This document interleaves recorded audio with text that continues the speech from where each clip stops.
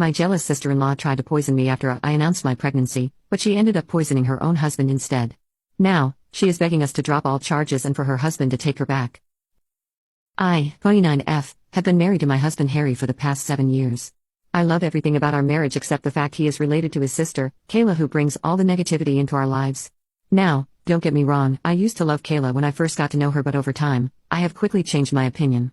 She is incredibly negative, manipulative, and toxic.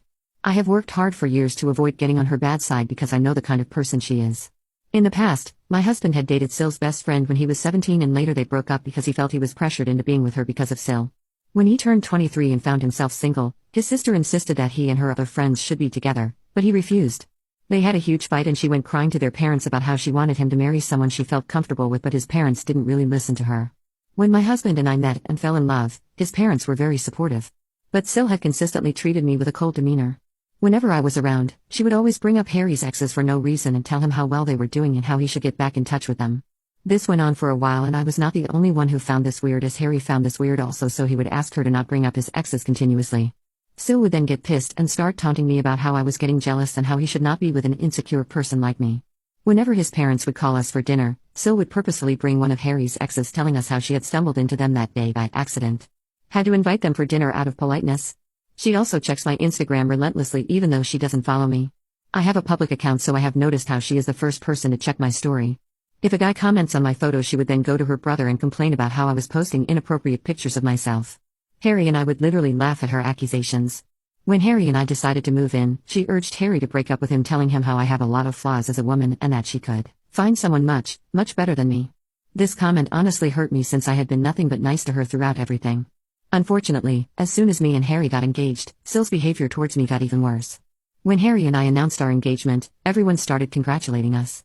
I noticed Kayla was very quiet, and then she got up from the chair and walked out of our party to everyone's shock. Later, she called Harry crying and screaming about how she didn't appreciate being told the news with everyone else since she thought he was the closest to her, so she deserved to have been the first one to know about his engagement.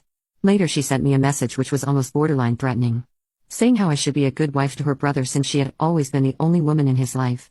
The message was so weird that I almost cringed. I didn't even bother replying back to her and left her message at scene, which I know must have pissed her off even more. Syl started to gradually ignore me anytime she saw me. For some reason, she remained involved with all the wedding activities, like when I went dress shopping and had my bridal shower. She took her criticism of the wedding to a whole new level, openly expressing her discontent with my choices.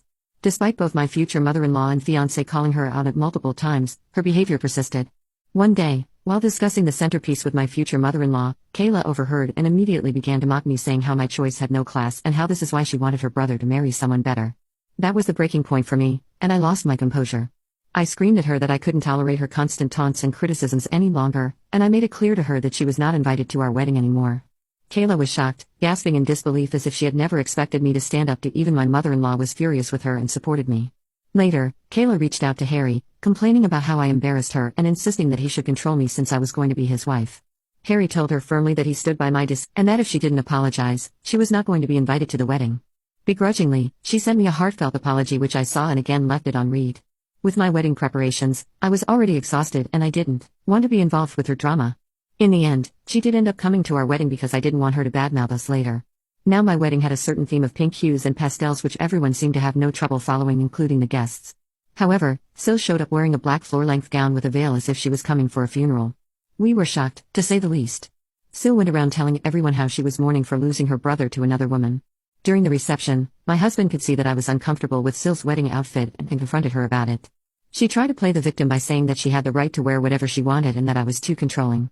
Mill and Phil asked her to leave when she wouldn't stop making a scene. It was humiliating for me, and ever since that day, I have steered clear of her. When I gave birth to my son Nate, I refused to allow Syl anywhere near our baby. She did try to fight it, but my husband and his parents had my back. They understood exactly why I didn't want Syl near my baby and respected my decision. 2 years ago, Syl had a miscarriage with her then boyfriend Jamie, and it completely broke her. It was indeed a sad time for everyone. Harry and I felt sad for her since we already had a child, so after her miscarriage, we decided to be a bit more forgiving. We would invite her to our place so she could bond with our son Nate. I have to say that she has been surprisingly sweet to our son despite how she behaves with me. In the beginning, she seemed to have changed, but over time, she had gone right back to who she was before. She's always going on about how tough her life is, how things never seem to work out for her, blaming ex-bosses or ex-friends for messing things up in her life. Over time, I have noticed that in her head, she is never wrong. She rarely admits to any fault in conflicts and is constantly trying to get people on her side by playing the victim card.